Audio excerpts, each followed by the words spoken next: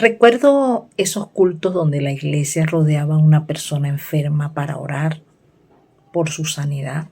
Llorábamos, ayunábamos, declarábamos milagros. Pero cuando esa persona no sanaba, el susurro cambiaba de tono. Le faltó fe, tiene algo escondido. Dios sabe lo que hace, por qué hace las cosas. Y así aprendimos a mirar la enfermedad desde la sospecha y no desde la comprensión. Yo crecí creyendo que Dios enviaba enfermedades y necesito contarte por qué dejé de creerlo. Menos miedo, verdades sin dogma.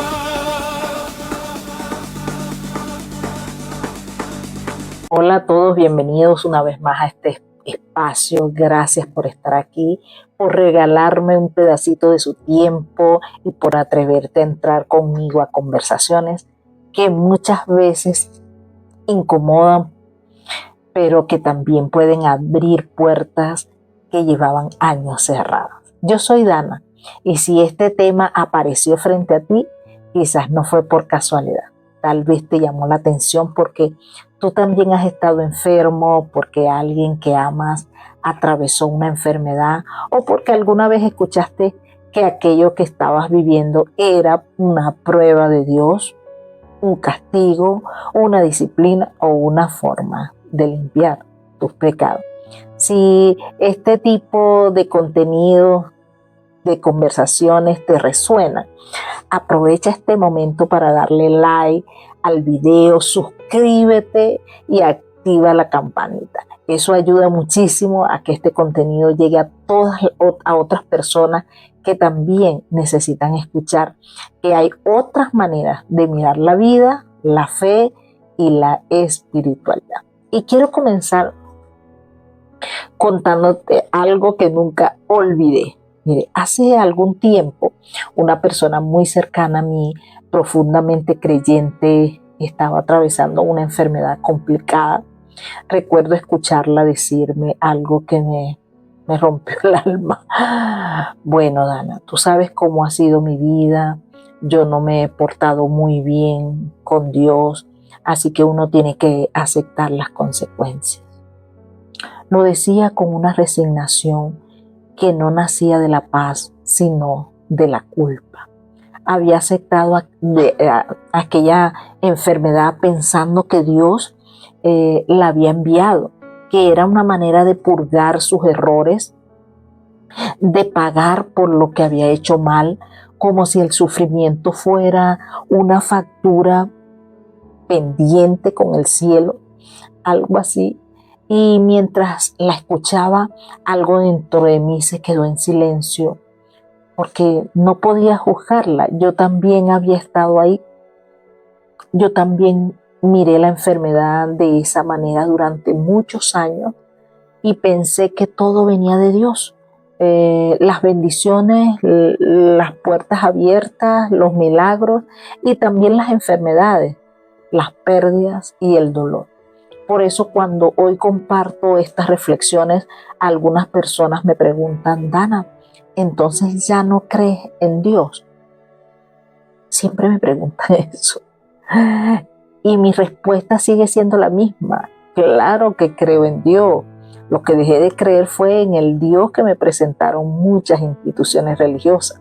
Dejé de creer en ese Dios que envía enfermedades para enseñarte lecciones, que castiga con dolor, que manda plagas, que amenaza y que hiere a quienes no cumplen determinadas normas. No deje de creer en la divinidad, no, en eso no. Y dejé de creer en la imagen de un Dios cruel. Porque si algo descubrí después de salir detrás del altar, es que muchas veces no vemos a Dios como es, sino como nos enseñaron que era. Esa es la imagen que nosotros tenemos. Y entonces la pregunta que necesitamos hacernos hoy no es si Dios envía enfermedades. La verdadera pregunta sería, ¿de qué Dios estamos hablando? O sea que cuando alguien me pregunta, ¿crees en Dios? Bueno, yo digo, depende de qué Dios me estás preguntando, porque si es el Dios tuyo, no. Porque dependiendo del Dios que habita en tu mente, así interpretas el dolor, la enfermedad y hasta el valor que crees tener cuando tu cuerpo deja de responder como esperabas. Mira, me encanta esto que les estoy compartiendo, porque mire, ahora quiero que conozcamos un poco qué Dios conoces, de dónde vienen tus ideas sobre la enfermedad. Y aquí es donde quiero que nos hagamos una pregunta sencilla, pero enorme. Dice, ¿de cuál Dios estamos hablando? Como yo le digo a las personas, yo les respondo, ¿de qué Dios? ¿En qué Dios crees tú? O sea, en el que tú crees no es. Porque dependiendo del Dios que conociste, así interpretas la enfermedad y todo lo que te pasa.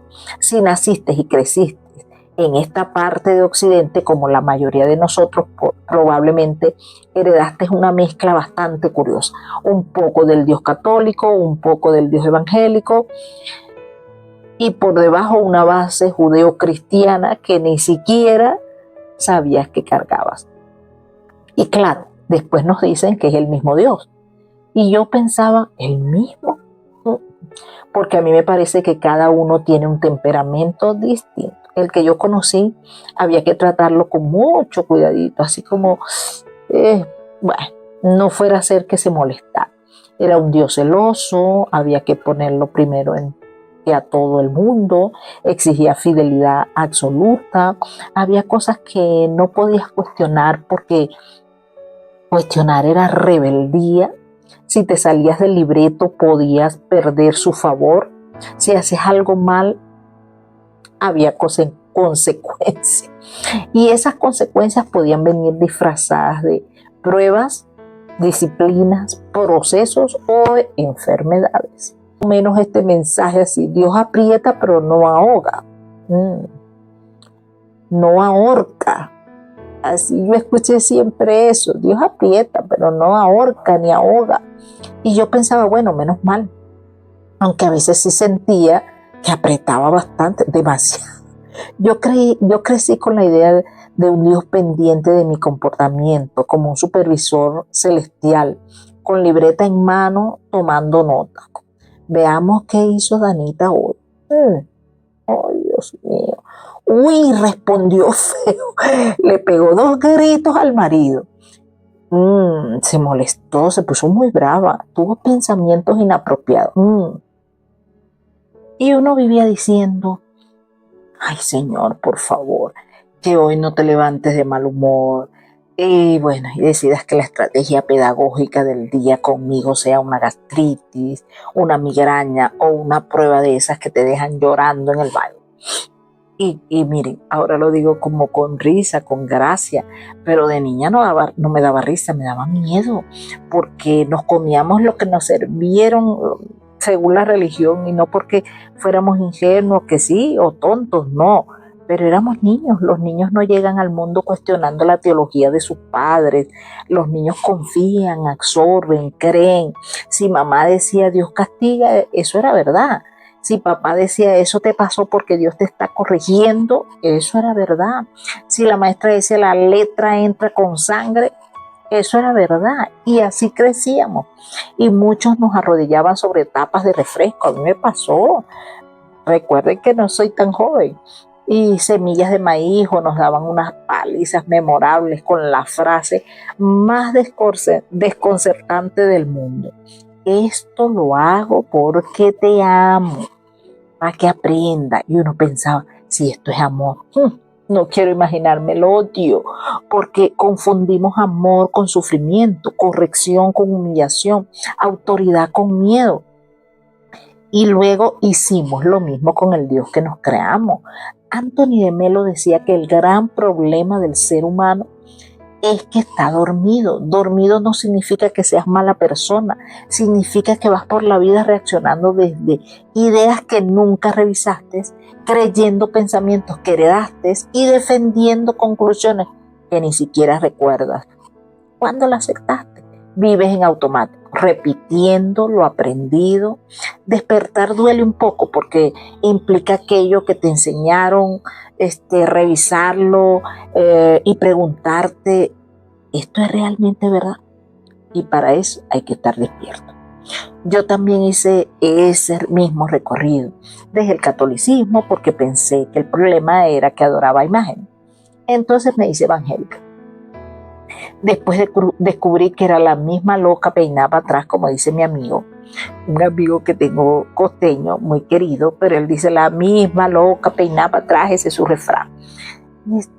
Bueno, cambió la música, cambiaron las palabras, cambió la decoración, pero el miedo seguía sentado en primera fila. Y más adelante me acerqué al judaísmo buscando respuestas un poquito más profundas. Usted sabe, yo decía, ahí estudian más. Y me encontré con otra versión de un Dios severo, especialmente con las mujeres, un Dios donde el cuerpo femenino parecía un problema que había que esconder, controlar o vigilar constantemente. Lo que sí descubrí es que el cuerpo habla y a veces grita lo que nosotros llevamos años callando. Comencé a entender que el estrés sostenido deja huellas, que vivir durante años intentando ser perfecta, intentando cumplir expectativas imposibles, vigilando que cada pensamiento no ofenda a Dios, tratando de ser una buena cristiana, la buena esposa, la buena pastora, la buena hija, tiene un precio porque está sosteniendo y el cuerpo lo paga. Empecé a descubrir que había mucho resentimiento guardado dentro de mí. Mire, cuando digo resentimiento, sé que a algunos les pueda incomodar esa palabra, porque nos enseñaron que un creyente no puede sentir enojo hacia Dios. Pero seamos honestos, muchos de nosotros sí lo hemos sentido, solo que no lo confesamos y como que despertar significa que te encuentras con esas cosas que estaban ahí. Decimos, amo a Diosito, lo amo mucho, Dios sabe lo que hace, todo es perfecto, pero muy en el fondo hay una parte nuestra que está dolida, que dice, ¿por qué permitiste esto? ¿Por qué tuve que pasar por aquello? ¿Por qué nunca me protegiste? ¿Por qué me hicieron creer que tenía que vivir con miedo? Y como no nos damos permiso para reconocerlo, lo tragamos, lo escondemos, lo espiritualizamos, pero el cuerpo no se traga nada, nada. El cuerpo archiva, el cuerpo registra, el cuerpo recuerda. Y creo que el mío estaba resentido, estaba cansado, estaba triste, estaba sosteniendo una historia que ya no podía cargar más. Y miro atrás y entiendo que mi búsqueda por estudiar terapias no nació porque quisiera coleccionar diplomas. Yo no estudié biodescodificación, bioneuroemoción, constelaciones familiares y otros enfoques porque estuviera de moda. Los estudié porque necesitaba sobrevivir, porque las respuestas que había recibido durante años ya no me alcanzaban. Y aunque todavía hay cosas que sigo trabajando y sigo sanando, porque este camino no es lineal ni mágico, puedo decirles que comprender la relación entre mi historia, mis emociones, mis creencias y mi cuerpo cambió profundamente mi manera de mirar la enfermedad. Y esto apenas lo estoy mencionando por encima porque quiero hacer un video solo completo para contarles cómo mi cuerpo terminó diciendo lo que mi boca nunca se atrevió a decir y cómo comenzó poco a poco mi proceso de recuperación. Pero hoy quiero dejarles esta reflexión. Tal vez el cuerpo no siempre es un enemigo al que hay que silenciar. Muchas veces es un mensajero fiel diciéndonos, ya no puedo seguir viviendo de espaldas a tu verdad. Y esa posibilidad cambió para siempre mi manera de entender la enfermedad. Y antes de despedirme, quiero hablarle a la persona que está viendo este video desde una cama, desde una sala de espera, desde un consultorio médico, desde una noche de insomnio y desde el cansancio de un cuerpo que siente que ya no puede más. Quiero hablarle a la persona que está asustada, a la que tiene miedo, a la que está cansada de luchar, a la que está pensando que hice mal, que me esté pasando esto. Y si eres tú, quiero que escuches esto con todo tu corazón. Yo ya no creo que la divinidad te envíe enfermedades. No creo que el amor te castigue. No creo que la fuente te creó se despierte una mañana diciendo, hoy voy a enseñarle una lección a esta personita a través del dolor. No lo creo. Porque el amor no necesita destruirte para enseñarte, y la divinidad para mí hoy tiene un rostro de amor. No de amenaza, no de miedo, no de castigo, no de condena. Sé que muchos de nosotros crecimos creyendo otra cosa. Nos enseñaron que si nos portábamos mal, Dios nos corregía con sufrimiento, que si nos alejábamos, nos quitaba su protección, que si teníamos pensamientos incorrectos, podíamos atraer desgracias. Y vivimos años caminando con miedo a equivocarnos, con miedo a pensar, con miedo a sentir, con miedo a decir que estábamos enojados, con miedo a enfermarnos, porque además del dolor físico venía la culpa, porque quiero sembrar una semillita en tu corazón. Y si Dios no fue así, no, nunca fue así. Y si la divinidad no tiene nada que ver con esos esquemas religiosos que conocimos, y si lo que nos presentaron fue la interpretación humana del miedo, del control y de las heridas que otros seres humanos nos querían transmitir. Yo hoy me siento más libre que nunca, de verdad que sí. Y sigo en camino, porque no les voy a mentir, todavía sigo aprendiendo a sanar muchas cosas, todavía sigo escuchando mi cuerpo, todavía sigo descubriendo partes de mí que necesitan ternura, descanso y comprensión, pero ya no vivo intentando ganarme el amor de Dios. Ya no oro por miedo, ya no ayuno para que me quieran más, ya no trato de impresionarlo con sacrificio, porque descubrí algo que me cambió la vida. No tengo que hacer mérito para ser amada, no tengo que sufrir para ser aceptada, no tengo que pagar con dolor o una enfermedad el derecho de existir. Y aunque creo profundamente en la responsabilidad personal, porque también he comprendido cuánto influyen nuestras creencias, nuestros miedos, nuestras emociones y nuestro mundo interior en nuestra vida. Ya no miro mi historia desde la culpa, la miro desde la conciencia, y eso lo cambia todo. Voy a hacer un episodio completo sobre el origen de muchas enfermedades que nacen ahí, con los que dejamos la religión o los que están dentro, sobre lo que aprendí en la bioneuroemoción y en todo este camino que emprendí buscando respuestas. Les prometo que será uno de los episodios más honestos y reveladores que he compartido. Pero por ahora quiero dejarte una pregunta. ¿Qué Dios has conocido tú? ¿El Dios que ama o el Dios que amenaza? ¿El Dios que acompaña o el Dios que vigila? ¿El Dios que sostiene tu mano o el Dios que espera el momento para castigarte? Porque a veces despertar no significa dejar de creer. Despertar significa darte cuenta de que ibas caminando hacia un Dios que nunca existió, y atreverte a girar el rostro hacia la divinidad real. Esa presencia amorosa que no te abandona cuando lloras, que no te acusa cuando te equivocas, que no se escandaliza de tus preguntas, que no se ofende por tus dudas, que permanece contigo incluso cuando no entiendes nada. Eso no significa que no te vaya a pasar cosas difíciles, no. No significa que nunca vuelvas a enfermarte, tampoco. No significa que tengas todas las respuestas. Significa que aún en medio de la incertidumbre, puedes descansar en una certeza. Eres amado, eres acompañado, eres totalmente asistido, y la paz sigue estando disponible para ti. Porque quizás la verdadera sanidad comienza el día en que dejamos de tenerle miedo a Dios y empezamos por fin a acostumbrarnos al amor.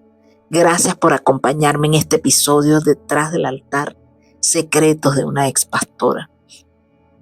Y si este video resonó contigo, si tocó alguna parte de tu historia, o si te dejó más preguntas que respuestas, Déjamelo saber en los comentarios. Me encantaría leerte y seguir construyendo este espacio juntos. Dale like, suscríbete, activa la campanita para que no te pierdas los próximos episodios. Y recuerda, no estás solo, no estás sola. Seguimos caminando, despertando y descubriendo paso a paso una espiritualidad que se parece mucho más al amor que al miedo. Nos vemos en el próximo episodio.